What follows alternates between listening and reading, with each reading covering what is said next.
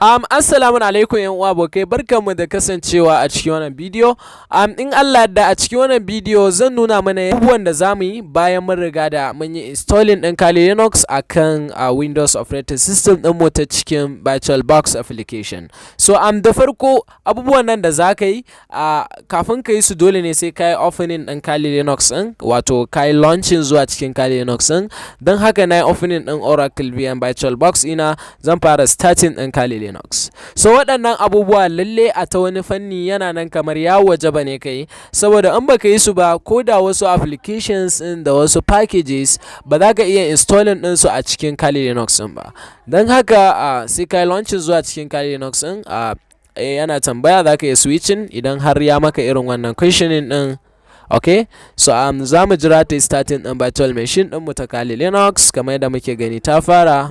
Okay, so anan muna so kawai za mu dinga taɓa enter kafin ma ta irga wannan second 5 din za ta shiga. In ko ba mu son mu taɓa enter za mu jira kawai in ta irga second 5 ita da kanta za ta yi launching zuwa cikin Kali Linux din. Okay, so za mu jira ta gama loading ta kai mu zuwa ga cikin Kali Linux din namu. Okay, so waɗannan abubuwa da ke displaying a lokacin da ka buɗe Kali Linux ɗinka, in ta kawo maka zaka na iya canceling ɗinsu kamar haka, a inda kake ganin ja na cancel, alamar cancel a sama. Okay, so maybe wasu mu za su ce sun yi starting ɗin Kali Linux ɗinsu sai ya nuna musu blank screen, wato kawai ta nuna bakin screen bayan sun yi launching. So kada ku damu, Allah yadda a cikin wannan bidiyo zan yi muku fixing ɗin duka wannan ba sai an sha wata wahala ko an ɗauki lokaci ba. Okay, so za mu yi login zuwa cikin Kali Linux mu kamar yadda muka sani by default password da username kali shine password ɗinmu da username. Okay, kamar yadda muke gani bayan mun yi login ta nuna mana blank screen kawai ta saya. So wannan problem ne da kowa yake fuskanta, sa'annan kuma tana da magani mai sauki ne kuma maganinta. So yadda za ka yi kai fixing ɗin irin waɗannan issues ko irin wannan issue, za ka yi scrolling na mouse ɗinka zuwa nan kasa, za ta yi ma pop na wannan, sai ka taɓa kan biyu, sai ka maida ta ka taɓa kan wannan full screen mode ɗin, za ka ga ta kawo kalin already. So sai ka sake maida ta zuwa babbar screen ɗin. So za ka yi switching, kana so kawai za ka yi tick akan wannan box din nan gaban ka saba, ba sai ta tambaye ka wannan message in ta nuna maka ba. Okay, in ka taba yanzu za ka gashi daga blank screen ta koma normal. So in har tana kawo maka blank screen, wannan shine yadda za ka yi kai fixing din blank screen din. So dama wannan bidiyo ba mu yi ta dan kawai fixing din blank screen ba, da akwai abubuwa wanda bayan ka gama installing ɗin Kali Linux akan bayan ka gama installing ɗin Kali Linux akan VirtualBox cikin Windows naka, wadda dole sai ka yi su.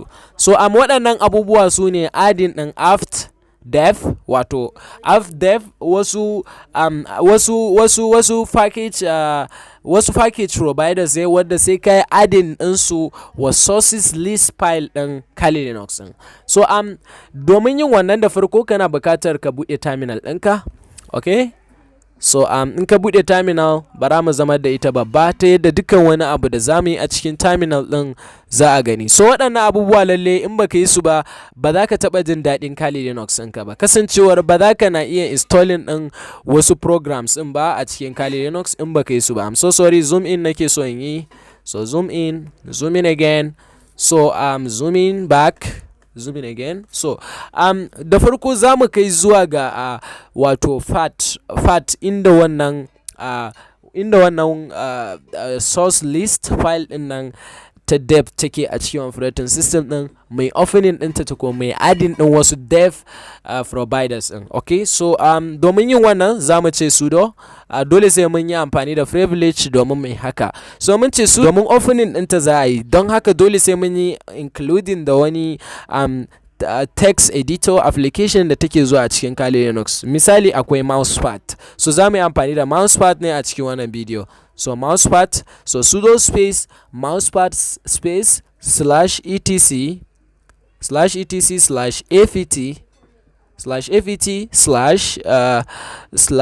/source, za mu yi /source .list. So dole sai ka rubuta ta dd kamar haka, sudo space mousepad space /etc/apt/sources.list. Okay, in ka rubuta kamar haka sai ka danna enter, za ta tambaye ka password.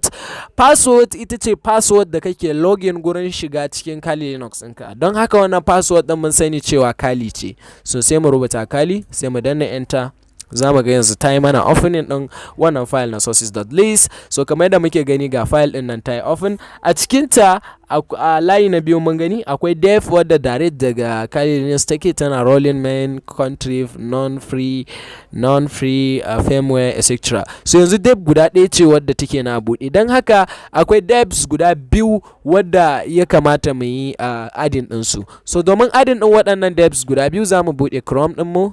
Za mu ga layi na uku sun bar mana space da ma za mu yi adin, ko kuma ko da babu layin za mu iya sauka ko kasa karshe mu yi adin ɗin dep ɗin a yayin da muka je muka ɗauko ta daga inda za mu ɗauko ɗin.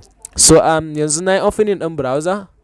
So browser na is open, don haka kai ma za ka buɗe browser ka kuma ta cikin Kali Linux. Okay, so bayan ka buɗe browser ka kamar yadda na buɗe haka, bara mu zama da ita babban screen domin kowa ya gani, sa'an nan za mu yi zooming ɗinta. Za mu yi zooming ɗinta domin a dinga ganin abubuwan da muke browsing. Okay, so so a cikin wannan browser za ka rubuta kamar haka, za ka rubuta source, za ka rubuta kamar haka sources, sai ka yi space sai ka ce list Kali, sources list Kali, sai ka rubuta haka kai searching. So in kai searching, result na farko da za ta kawo daga website ɗin Kali Linux ne, idan har da ita wannan browser kai amfani. Don haka sai ka buɗe wannan result na farko da ta kawo maka. So za mu jira ta yi opening. Okay, bayan ka buɗe wannan result na farko, za mu ga ta ce mana default network repository balo, gashi nan wannan wadda already take nan a cikin Kali Linux ɗin nan ne. So wannan already muna da ita, don haka ba za mu kufa mu sanya ta ba. Wannan ta kasa karshe kuma an yi hashing ɗinta, wato an yi disabling ɗinta. So an ba mu san ko tana operating har yanzu ba, lalle ya kamata a ce mun duba daga kasa ne mun kofo. So wannan mun riga da mun tabbatar cewa muna da ita. So za mu yi kasa, za mu yi kasa. So za mu ga wasu dep ɗin switching Kali main branch. So za mu ga wasu za ga duka waɗannan karka kofe su daga wannan code ɗin quotation mark da kake gani a nan. So karka hada da code ɗin, daga iya dep ɗin za ka fara kofa sai ka kawo zuwa ga daidai inda code ita ce karshe, sa'annan kuma kada ka hada da code din wannan ma kada ka hada da quotation mark guda biyu da kake gani. Okay, so sai kai right click kai copy ɗinta, sai ka bude wannan ka sake bude wannan sources list file da ka bude din nan. So sai kai pasting ɗinta a wani layi da babu komai, so layin karshe ko kuma koda wani layi. So sai ka paste din shi kamar haka, sai ka sake danna enter. So ga wani ma daban muna gani anan, ga bayan mun kofi wannan ma ita ma ya kamata mu kofe ta. Za mu fara daga wannan quotation mark mu kawo zuwa karshe. So za mu ga suna da bambanci gaskiya. So mu fara tabbatarwa da akwai bambanci da http Kali wannan Kali tag last snapshot, wannan kuma Kali tag ruling main contrib. So suna da bambanci kenan. Okay, so za mu hada da wannan karshe, ko kuma yanzu mu fara kofa daga ita wannan karshen. So sai mu copy, so sai mu sake komawa mu karasa wa layin da babu komai mai pasting din shi. So wannan na farko da muka sa lalle mu tabbatar suna da bambanci da na farkon nan. So the http etc rolling. So wannan main contrib non-free firmware. So wannan na farko da muke da ita nan da wannan ta farko da muka sanya iri ɗaya ce, don haka za mu yi removing ɗinta. Bai yiwuwa ka haɗa dep guda biyu iri ɗaya a cikin sources list guda ɗaya. Okay, so amma na biyu nan babu irin ta kwata-kwata. So za mu iya sauka nan kasa karshe. So za mu ga gashi nan muna da wani daban. Kali tag experimental. Okay, wannan ba ma da ita ma za mu iya kofa. Za mu fara daga wannan quotation ɗin, za mu fara daga quote mu kai zuwa ga karshen wannan quote ɗin. Sai mu copy ɗinta. I'm sorry. Okay, so za mu copy, right click copy. So za mu sake komawa. So a line da ba komai za mu iya sa wannan, gurin empty line, layi na uku, ko kuma kawai mu zo nan mu yi karshe mu je mu nemo empty line sai mu paste ɗinta. So sai kuma mu ga next menene wadda ba mu kofa ba. experimental, so sai wannan na biyu ita ma ba mu kofa ba, mu fara daga wannan depth. Ka tabbata dukkan abubuwan da kake kofa baka duplicating, ka sanya abu biyu iri daya, depth guda biyu iri daya cikin source list zai cause na problem wa update ɗinka na operating system ɗin da kuma installing ɗin packages da za ka yi. Okay, so za mu right click mu copy.